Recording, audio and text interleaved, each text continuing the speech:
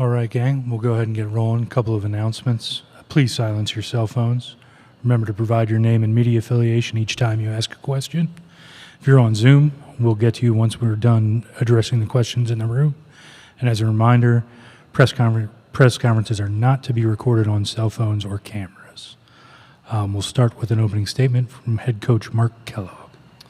Yeah, well, first and foremost, ton of credit to Coach Banghart, that team, what they've done, their performance tonight. I thought it might be a game a little bit like that, to be honest. It was two elite defensive teams. I thought it might be a little bit of a slugfest. Certainly thought we had a little better offensive performance in us, and it just wasn't our night on the offensive end, and certainly they had a lot to do with that. And so, again, congrats to them, and good luck as they move forward. But really, I mean, I'm just so proud of our group. I'm proud of the seniors. I think we always talk about leaving a legacy, leave it better, things better than what you found, or what it was when you started at whatever place that is. And I think these guys did that, and we've had a heck of a run. We had a great season. Did we fall a little short in some of our goals? Yes, we did. But that's sport, that's life. In this tournament in particular, only one team is going to finish with a win. We're not going to be that one. But like I said, I couldn't be more proud. Special group of players that, for me 2 years ago when I got the job, you have a vision, you try to paint a picture, and you hope that those current players, which these two to my right were a part of that roster, would of course stay, but ultimately just buy into what we were doing. And they did that. And they've just been so much fun to coach, and we have a great environment, and we've changed the way, I think our program has been looked at. We've been a perennial top 25 team. Our attendance numbers have kind of shot through the roof. We have great players, staff, administrators, just to do something really, really special. So I hope we can continue to build off of it, use this as a growing pain for those that are coming back. But again, super proud of them, proud to be the coach of some really, really talented individuals. We'll start with questions for our student athletes, JJ Quinerly and Kyah Watson, down in the front. Tanner Brown, 292 Radio. JJ, obviously not the outcome or probably performance that you were hoping for tonight, but when you look back on it, when it's all said and done, how do you want to be remembered as a Mountaineer? I hope to be remembered as probably one of the best guards to ever play at West Virginia University. I think I did a lot under a lot of different coaches, and honestly, like he said, I think I left a legacy here, and I left the program better than it was when I first came in. For Kyah and JJ, can you just talk about, it just seemed like there were moments in the game that were tough matchups for you guys, whether it was Utsby or Maria when she was in the game down low. Can you just talk about the struggles in defending some of those matchups at different times in the game? I would just say, I think they did a good job of maybe finding mismatches. We just couldn't really get stop after stop, and that kind of hurt us. But, I thought our effort was there, so. JJ? Honestly, same thing as she said. We couldn't pull stops. We couldn't get any kills, like Coach Kellogg says, and kind of just wore on us as the game go. The score get a little wider, so just, yeah. Down in the middle. Luke Blaine, Daily Athenaeum. So, JJ, a lot's been made of you, sticking around through 3 coaching changes at WVU, especially in the era of the transfer portal. What has kept you in Morgantown, and what has WVU meant to you during your 4 years? Honestly, the group of girls that I had around me, like Kyah Watson, Jayla Hemingway, those girls that stayed, Kylie Blackston, those girls who stayed, especially Jordan Harrison. I mean, I could have left probably any time in my career and probably could have went anywhere in the country, and I chose to stay in West Virginia just to make that legacy that I told y'all about earlier. And like I said, I think I've done that, and yeah. Debbie Strom in Chapel Borough. Can you speak to the crowd and the noise and being in a away game, so to speak? Kyah, you want to take this one? I'd say it's kind of like any game, I don't think anything kind of will compare to what we played at last year at Iowa, but, they had a good number of fans come out, so it's always awesome to see. But I think for the most part, we just tried to stay together, kind of tune it out, play our own game. Coach, Quinerly from U92. Sir, well, student athletes first, and then we'll get to coach. able to get anything going. What was kind of your mindset to kind of flip the switch there in the fourth quarter? You were able to get to the foul line a couple of times. What was kind of your mindset going through that? I'm pretty hard to guard on the perimeter, so just attacking them, I would say, never mind, but yeah, that's it. Okay.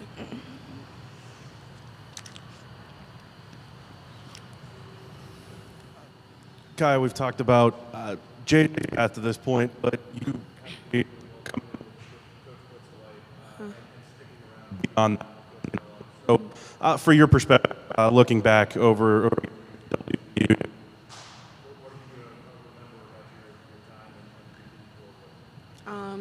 I would say that each year I was there was special. I can't thank Coach Kellogg and the coaching staff enough.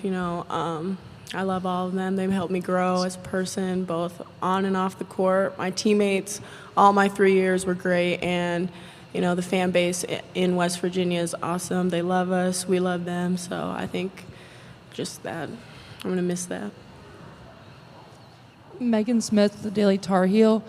Question for JJ or Kyah. Just what's it like trying to handle someone who's so dynamic like Alyssa Usby? How is that in game time, trying to just limit her possession, limit her shots? Kyah, I would say just trying to make it as difficult as we could for her to even catch the ball, kind of push her out to, further away from the basket. But, she's a good player. She scored, got to the free throw line. So, we didn't do a great job, but. anything else for our student athletes? Thank you, ladies. Thank you.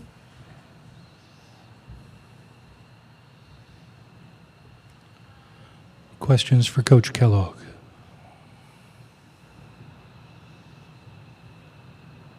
Oh, great. Is that- Out of here. Justin Jackson with the Dominion Post.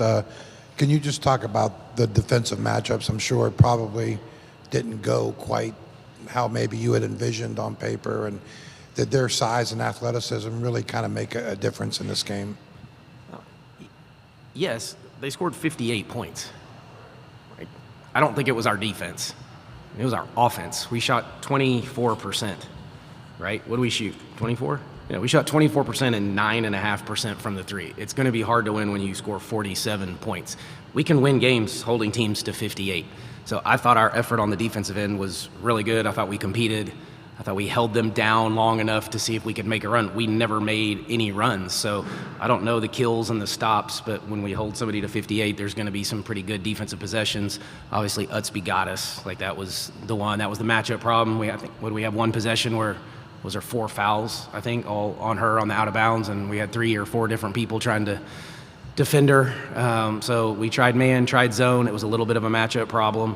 I played against her. I don't remember. I think maybe she was a sophomore when we played against them in the NCAA tournament, and she's worked hard on her game and her ability to stretch it and shoot it, and always been a huge fan of hers from when we prepared for them a few years ago. So fantastic player, but they're great. They're great defensively. They can spread you. They have different people offensively.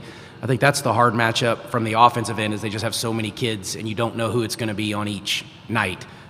So with Maria gets 5 points, and that's their leading scorer.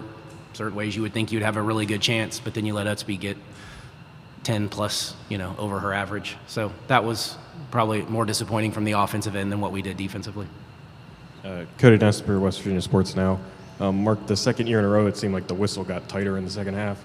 Is that just the way tournament games go, and how hard does that make it, down the stretch?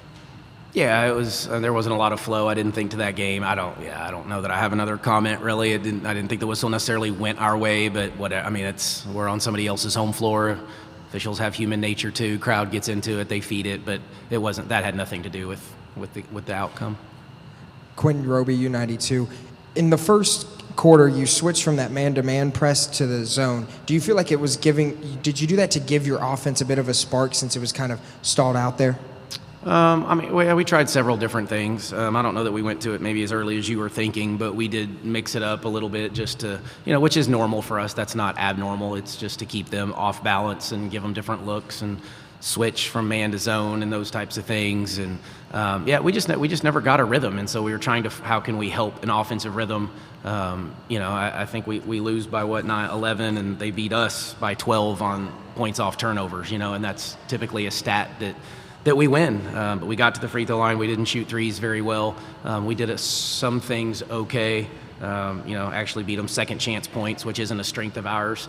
And so our best strength of all is turning people over, and we didn't do a very good job of that in this game, and that's a credit to them. Tanner Mounts, U92 Radio. Coach, you touched upon the seniors. I'm just wondering what they meant to this program, because there's a lot that have played for a while, and how hard can it be to keep the program moving upward when you lose a group like that? Yeah, well, they've meant a lot, obviously, and all of their journeys have been really different. Obviously we've talked about JJ's journey. Kyah's journey was different than Kylie's journey, and there's other seniors that, didn't get in the game tonight that, were a part of this basketball team that had a different journey. Tirza had a different journey. So all great stories, really close group. That's what I've enjoyed most about my 2 years here so far, is just it's an easy team to coach. They're just really good kids. They do the right things. They work hard. It's fun to show up to work every day when you have a staff and team like we've had over the last couple years. And, so no, that's part of coaching, is trying to sustain it now. Like, kids graduate every single year, so that's not abnormal. And finding scoring is typically okay. We're going to lose some quality players, and we understand that. And so now you go to the portal, I guess. That's how you go about it at this point.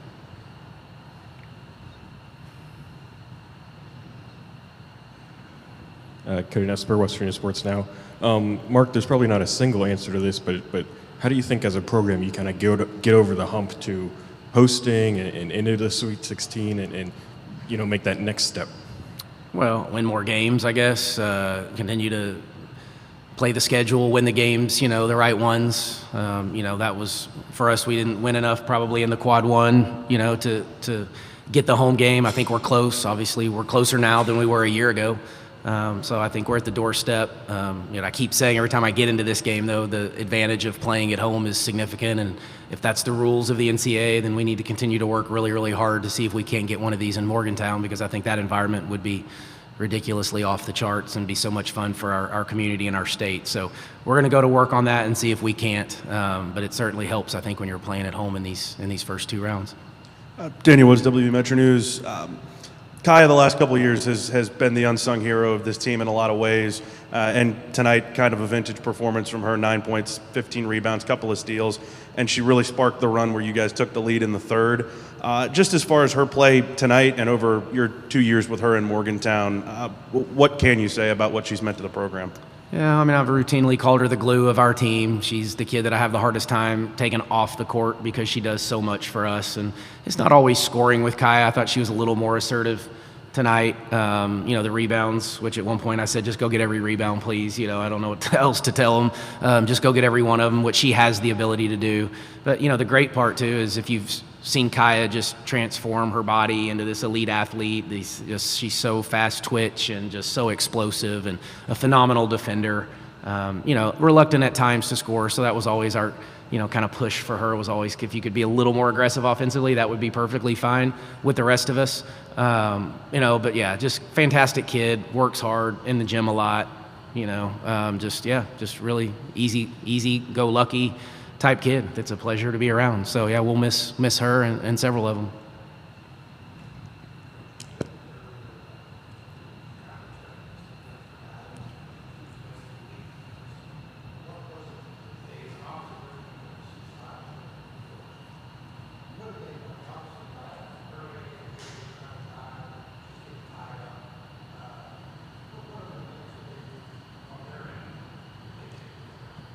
Yeah, I think what you just described, and I guess they can tell you a little bit more about what that game plan was, but from our end, which we knew, we really thought they were going to work really hard to limit Jordan and JJ touches in the paint. They have bigger bodies, so they were going to take up a little more space. They were playing off Kyah a little bit, so I think that was her matchup, so she was not completely all the way at the three-point line. And, I like the other night, I thought we got to the rim about when we wanted to. That was going to be more difficult tonight, so we spent time talking offensively about moving it, make it go side to side maybe first. We had some screening actions that we wanted to get to. At times we did, at times we just didn't trust it. kept writing that on the board, that we've got to trust each other. I thought when we cut, we got some really good layups, but it just wasn't enough. And then we had some good looks from three. Some were forced that were bad possessions, but I thought we had some good looks, and we knew we were going to have to make some threes to probably win this game. So I thought we needed 7 or 8 threes probably to win. Tanner Mounts, U92 Radio. Coach, the WNBA draft's just a couple weeks away. What would you say to any NBA team that might be considering drafting J.J. Quinerly? Yeah, I mean, I think from what I know, they have all the information that they probably need. So they've been in communication with us, but she's going to have a great opportunity. She's going to play basketball beyond it. What I've said about JJ all the time is ball in hand, I think she's as dynamic as any guard in the country. Defensively guarding the ball, I think she's as good as an on-ball defender as anybody, which she's now up for the Defensive National Player of the Year. So, I think she's a complete two-way player. She's going to be a little bit smaller, so somebody's going to have to figure out what that niche is, in the WNBA. But yeah, I hope she gets her number called on draft night and gets in a training camp and goes and makes us all proud, which she'll do regardless of what it looks like. But it's really hard, in the WNBA. There's first-round draft picks that don't necessarily stick on rosters. So the hard work is in front of her, but I think she's prepared, and the kid works at an ultimate level, always in the gym. She's put in the time. She wants to be great. She enjoys playing in the biggest games, which is probably why this one hurts the most for her. Last one for Coach. One more on JJ. Early on in the game, maybe second quarter, maybe late first quarter, it just seemed like maybe she was trying too hard, maybe.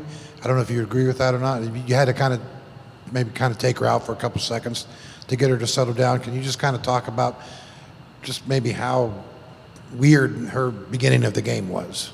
Yeah, I mean, I don't know that she maybe was a little bit just probably excited, wanting to help her team. Just, trying too hard. I don't know. The kid was just trying to give us everything she could, and maybe things that worked the other night, she was just still trying to go back to that a little bit early.